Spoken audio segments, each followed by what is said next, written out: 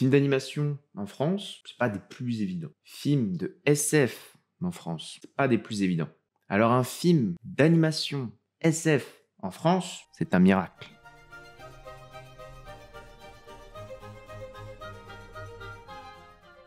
J'ai découvert Jérémy Perrin via la série d'animation Last Man. Pour revenir rapidement sur Last Man, c'est une série qui a vu la vie via France TV et qui a été diffusée sur France 4 à partir de 2016. En ce qui me concerne, et comme beaucoup d'autres, j'ai découvert Last Man avec Netflix. Et oui, Netflix a bien des défauts, et on pourrait y revenir dans une prochaine vidéo, mais pour ce qui est de mettre en lumière certaines pépites, cette plateforme peut devenir une véritable chance pour certains auteurs. Sachez que le projet Last Man revient de loin, et c'est notamment appuyé sur un financement Kickstarter pour exister. Et la qualité de la série dans tout ça, c'est très bon. Je vous avoue pourtant que je partais pas conquis d'avance. De la boxe, des guns, d'extérieur, Last Man avait tout d'un animé un peu bourrin et teuteux. Ce n'est pas le cas. C'est un scénario beaucoup plus profond et intelligent qui attend le spectateur. Au-delà du scénario, l'animation est aux petits oignons, rivalisant avec des productions japonaises de haute qualité. Voilà d'où on part avec Jérémy Perrin. Place maintenant à Mars Express. On est dans le futur, en l'an 2200.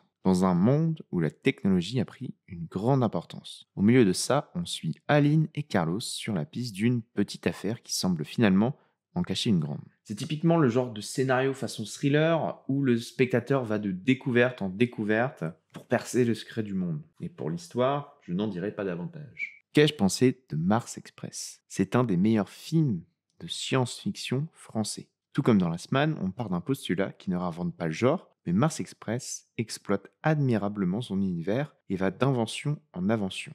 Toutes ces petites idées qui vous feront vivre les années 2200. Par exemple, un mode technologique sur les bouteilles pour bloquer les gros buveurs, pour limiter la consommation d'alcool. Ou encore un fluide remplaçant les airbags dans les voitures qui se durcit et protège l'ensemble de l'habitacle en cas de choc. Là où un film de SF des années 2000 questionne la place de l'homme dans un monde de robots, Mars Express questionne la place du robot dans un monde d'hommes. Le robot est marginalisé, il devient remplaçable. Après l'homme, après le robot, qu'est-ce que permettra la science et quel sera l'intérêt pour le marché ? Voilà les thématiques retenues sur Mars Express. Là encore, l'animation est très bien réussie et j'espère que ce sera un porte-étendard de l'animation française dans l'Europe et dans le monde. Jérémy Perrin vient de l'École des Gobelins. Si vous ne connaissez pas encore, je vous invite à aller sur YouTube, checker un petit peu. Il y a pas mal de courts-métrages de l'école disponibles et il y a plein d'idées. Dans ce film d'animation, on a l'ensemble des codes du film. Il y a la volonté d'une caméra. Donnez 300 millions à Jérémy Perrin et il vous refait le film en live.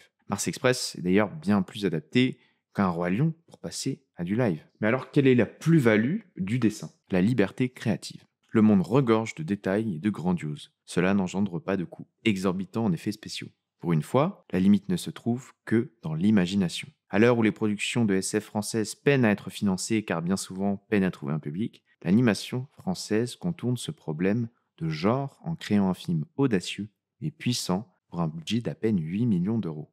Alors 8 millions d'euros, ça fait beaucoup. Mais en termes de cinéma, c'est une fourchette vraiment basse. Je vous invite à essayer avec vos films préférés, budget. Ça comprend pas mal de choses, mais ça vous donnera une idée de la moyenne d'un budget dans le cinéma. Et alors, quelques exemples en 2023 pour vous donner un ordre d'idée. Côté fourchette basse, on a également Acide, en SF de Juste Philippot, qui a coûté 12 millions. On a Le règne animal, qui a coûté 16 millions.